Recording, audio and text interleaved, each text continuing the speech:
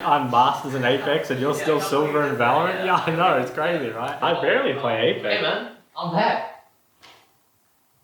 What the fuck is going on? Oi, come on, we're in the middle of a take here. Shh. And is everything okay? Yeah, nah, everything's fine. Alright mate, let's get started. Guys, seriously, we're wasting time here. What the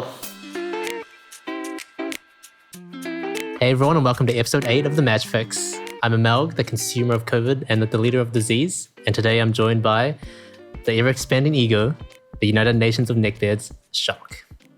Hey, I'm Shock. So week 8 saw an interesting shift in the meta with Kai'Sa being picked mid with the new Man-Immune AP build.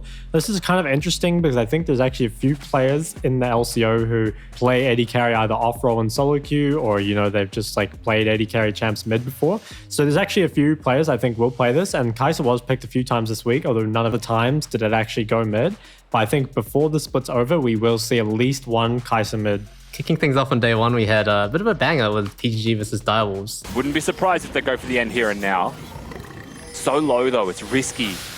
It is a dangerous situation. Shinking Goodo Locker comes out nicely. Order attention! Pile driving into a target onto Yuri. He goes golden. He buys time. Ejie gets propped and a kill comes out. They're respawning from the fountain and they're jumping in. The Nexus turrets are still standing, if not very fragile. A beautiful grand entrance from Rogue. Literally doing whatever he could. Really, really close game, and it kind of just went back and forth, right? Because I think the game blew up around the 10-minute mark when Direwolves attempted a dive, but it was a level 6 Xayah. She had flash up, she had heal up, she had a Rakan, Guardian on Rakan. I don't think it was ever going to work. And then I think at the same time, PGG were taking the top side outer turret as well. So huge gold swing for PGG. I think they ended up 3k gold ahead at that point. But they did, like I said, they did throw it back to Direwolves, who then threw it back to PGG later on. So definitely a bit of a roller coaster of a game. Yeah, the game, it was not very clean. I think there's a few things that are a bit hit and miss. I think the Rek'Sai pick was a little strange. I kind of get it because I think Rek'Sai is good versus Lee Sin, and also Rek'Sai is good with Ryze. So there are some reasons to pick it. But in the wise words of, I believe, Gunkrab, when you play Rek'Sai, the game is not over until the Nexus is blown up. There's always the chance to lose the game. And I think that really kind of showed here. The game was, I don't know. Honestly, I think the game itself told me a lot about Direwolves. I feel like they're a team that they are good enough to capitalize on other teams' mistakes, but then when it comes to their own decision making, they're just not that good. So I think unless the team changes a lot before playoffs, they're a team that is going to do damage in these best of series, but I don't actually see them winning series, at least at this point, just because I think over the 5 games, they're going to on average be outskilled. But I also don't expect them to ever lose 0-3 or anything, but it's still a little time away. So we'll see kind of how they develop from here on out. Yeah, it was really interesting to watch because I feel every player on Direwolves kind of had their moments where they were doing something crazy. Shinky had some really good engage angles around objectives, and then with Serenus and Goodo following up. Kirase had this one play after they got Baron, where he was hiding in fog and he ulted a couple people and they turned it around a little bit. And Frost just picking up a Kojiko and in general just dishing out a fuck ton of damage. So it was cool to see, and I think it really does show that they have a chance to do some serious damage in the playoffs. Yeah, obviously not to downplay PGG's win or anything, right? Because they did come out with the win in the end. But Direwolves being able to make it to actually the PGG Nexus towers, that does say something, I think. So I think in the first day, PGG, they played pretty not great. They made a lot of mistakes. But on day 2 against Order, I think they played a really, really clean game. I'm not sure what happened, if old mate Chibi's kind of cracked the whip on them or something, but I don't know. It really got them into shape. I think they won the game only dropping a few kills and maybe no dragons or something. It's a 2-man solo flare and Winter on the flank. Could have the biggest Naris. It's ready to go mega. He's turned and he's evolved and he's hopping in and he's locked 2 against the wall. It's easy pickings. I think the PGG Ord match was really a statement game from PGG, showing that at least within the playoffs, there are still some tiers of teams, Yeah, well, I do feel PGG showing up kind of just say every team in the playoffs kind of has a shot to beat everyone else. Because I don't know the exact numbers, but I'm assuming everyone in the top 5 is probably beat each other at least once. Yeah, I think it's Chiefs and then the other 4. Yeah, it's hard to say.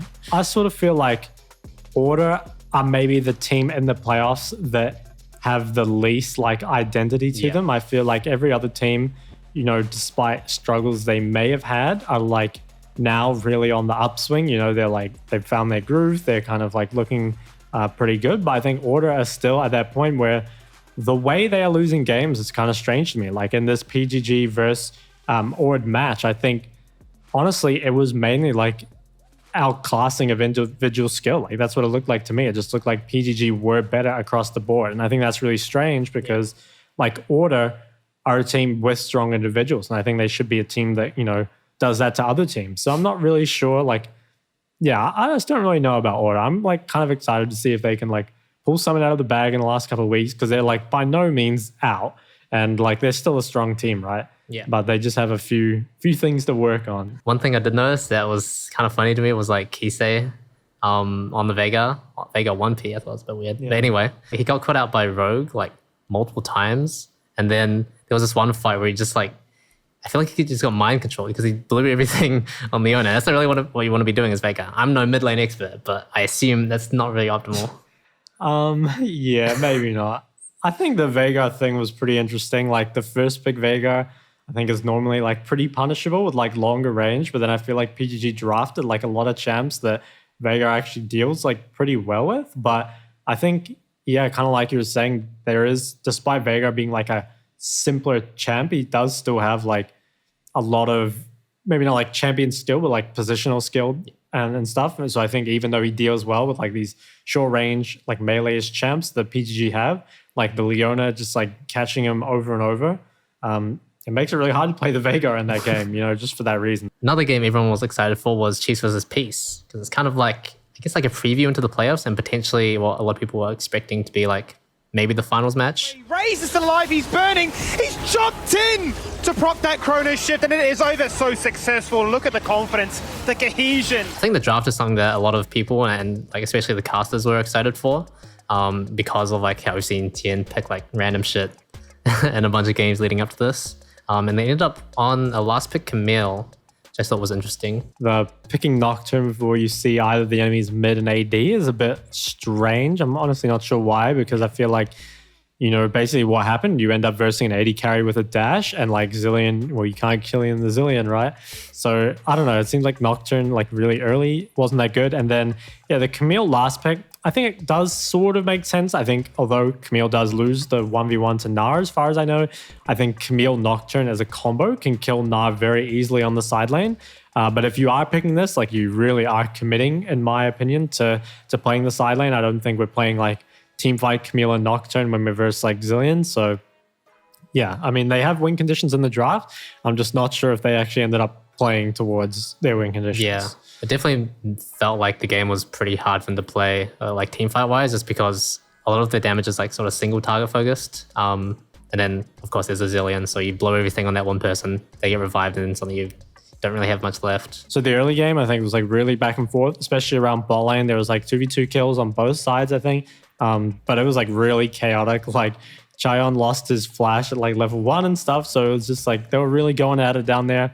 I think when the game kind of got going, I'm not sure if it's just because of their comp, but I feel like I've seen Peace a few times now kind of like fumble at teamfight execution. And I think that is why they are going to like struggle to beat the Chiefs. Like that's one of the reasons, is because simply put, if they're even against the Chiefs, I really feel like they kind of just don't execute team fights on the same level. Chiefs as players, they're very consistent. I think they play smart.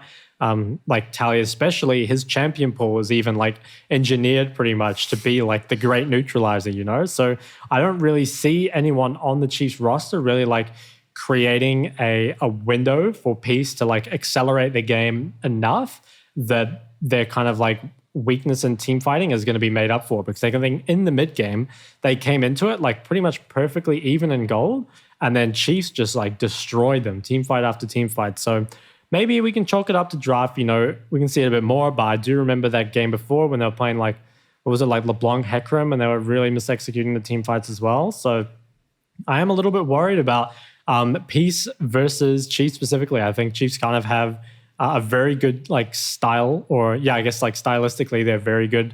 The Chiefs are very good against Peace. So if this is our finals kind of preview, I'm I do think Chiefs are going to have a pretty big advantage, yeah. Yeah. I think it's interesting that you talk about the Peace team fighting like being sloppy, because I feel like that's something they were praised for like in like the early split. Yeah, I do remember like specific moments where I was like, wow, Peace, their team fighting is like so cohesive and like you can tell they're like communicating well. So I wonder what's different now. Yeah, I'm not sure. I think maybe that like, because I think it's definitely true that like early in the split, like Peace were executing these like really high skill compositions to like a pretty high level. And they did seem like the most coordinated team like of any of them. And I wonder if kind of the reason we think that is because they're like so consistently building like big enough leads that they're kind of just like steamrolling their opponents, and it's just like, you know, everything's going right because they're kind of like playing well individually rather than just like coordinating really well. Or maybe they have actually like, you know, become worse or less cohesive, or, you know, maybe other teams have just caught up. You know, it could be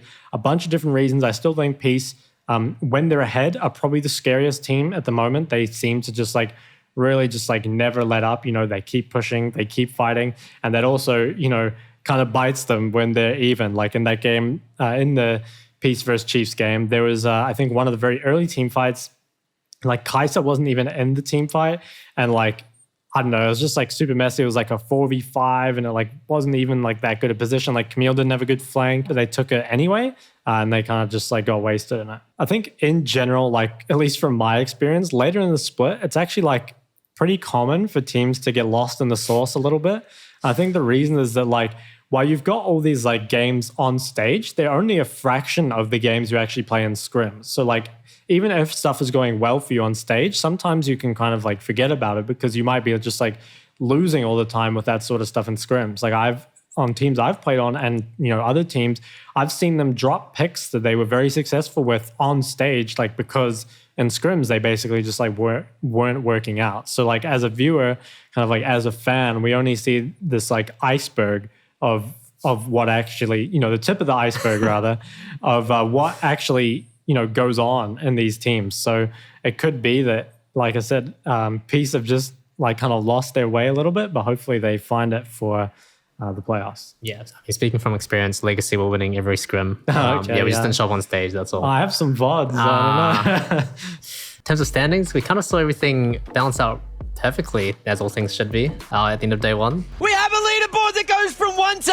8 and there's no fucking ties! Unfortunately for Mac, the teams all ended up in the same way they came in. After their wins this week, Chiefs have locked in first seed, with Peace hanging a bit behind in the second spot. PGG riding a 6-win streak so far into the playoffs. They could potentially contest Peace for that second spot, but it's probably not too likely considering Peace have a pretty easy week in Gravitas and Kanga. Order, sitting in fourth, had a pretty rough week against Peace and PGG, which do mean that Direwolves do have a chance to potentially contest for that fourth seed. Direwolves, on the other hand, had a 1-1 week with a win against Mammoth and a very close game against PGG, like we talked about earlier. Dante also had his debut game, ever, like his first competitive game, and he did pretty well. So shout out to him. About a month ago, I remember Dante dodged a solo queue game for me, and I'd just like to thank him for that. So yeah, thank you, man. It's true, homie. Yeah. They do need to win their game against Order this week if they want to have a shot at that fourth seed, though. Unfortunately for the other three teams, Mammoth, Kanga, and Gravitas, their split is over. What do you have to say about that? I, for one, am sad to see them go. Really?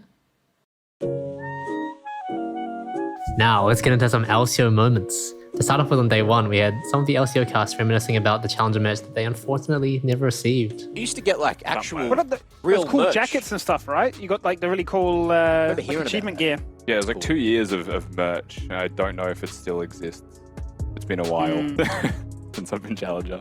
Unfortunately, Kitty's challenger made it out of Pislow and was able to flex her bag. Guess what I have here? Yeah, here it is. Oh. Uh-oh. USA, what do you think of the 2017 Challenger Backpack Reward? Well, that was actually the first time I got the Challenger Reward, but I never use it. The man that does, however, still uses Challenger Backpack is right here, the king of mid. Vixpa in the Grav vs Mammoth game was caught shouting at my boy Piglet. Piglet is very safe. He's definitely willing to go that extra mile to get a kill, but he's very safe, whereas T-Shen is a lot more flippy. He'll either have 16 kills or 16 deaths. It must be a weighted coin. I've never seen Thomas Shen with 16 kills. We also saw Winterer dropping a massive bomb on his top lane opponent, BioPanther. If you're coming in as the Chad, would you say that BioPanther's playstyle is soy boy? I wouldn't call him a soy boy. Maybe soy baby. I don't know. Pretty based. Insanely based. The Aussie accent saga continues with Mac pressuring Kitty yet again to take another crack. To be N10. Arrogant. Oh, I messed it up. No. Okay. 10. As What are you trying again. to say? As again. What? I wonder when they're going to do the Kiwi accent, by the way. Did you see old mate Skimmy shout us out in the LCO? I saw his interview actually when he was speaking with the likes of Shock and Amelg and is sort of talking about like his role in the team. You know, it is nice to see Skimmy take some time out of his well raids to watch the show. True. Good luck with the robot crab, Skimmy. All right, rapid fire questions. No thinking. Instant answers. All right, I'm not taking any shit from you this time. Okay. All right, first off, would you rather have Scott or Only as your jungler? Only. What's the funniest thing someone has all chatted to you in an OPL or LCO game? Wrong neighborhood. Sorry? Wrong neighborhood. What's the backstory behind this? Okay, all right. I'll give you guys a story. So, in week 10 of OPL Split 1 2020, we're playing, us Divals at the time, we're playing this game against Order. And I remember Rare 7 all chatted to us like wrong neighborhood when we were losing. And so we lost. And, you know, that kind of sucked at the time. But I got my sweet revenge when we were reverse sweeping Order in the playoffs. And it was like game 5 after we just like aced them and were taking Baron. A reverse sweep, which never comes easy. Something that really rubbed me the wrong way was Shock. They took us out in like a Baron fight. He typed in all chat, wrong neighborhood, which is a bit of a meme, but it still makes me angry thinking about it, so. I lived rent-free in Swiper's head for years after that. If you had the role swap, what role would you swap to? AD carry. Why? Well, okay, there's a few reasons. First, the AD carry, like you get all the like gold on the map, right? You get to like gobble everything up. But at the same time, you do have to like rely on this like turbo bad support player most of the time. So and maybe that would make me want to play top instead, where it's just 1v1, but then you have to worry about the jungler. You know, better jungler always wins. So yeah, probably AD carry. Favorite OCE caster? Hingers. Or Ejim. Ejim. Yeah, probably Ejim. Rest in peace, Ejim. Last up. Do you get a girlfriend if you hit Challenger? It didn't work for me. I don't know, man. I've been playing Challenger forever and I'm single, so I don't know. He's single. All right, to wrap up this episode, I'm going to try hit that camera with this plushy thing. Did you suck? I'll be trying again next week. See you later.